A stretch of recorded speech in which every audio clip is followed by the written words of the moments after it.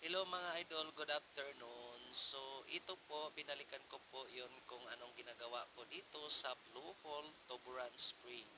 So yung Blue Hole Tuburan Spring ay we're located at Tuburan, Cebu.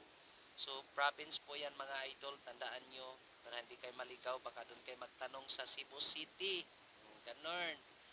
So tagalogin na natin mga idol. So ang grabe mga idol, pagod na pagod ako dyan na lumangoy. So, aakyat pa ako doon at magtatumbling at kung anong gagawin kasi sa bata pa ako idol, grabe akong lumangoy mga idol, akyat baba at tumalon, ganon. So, ayan mga idol, so dyan, di talaga ako makamubon sa tubig doon idol, mga napakaganda at malamig.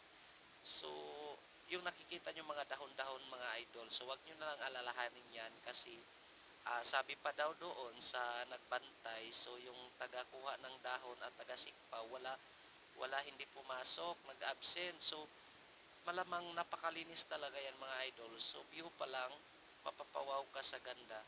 So at sinubukan kong umakyat sa yung may lubid, agoy, sus, nagpatiglom. Ay, mga inday.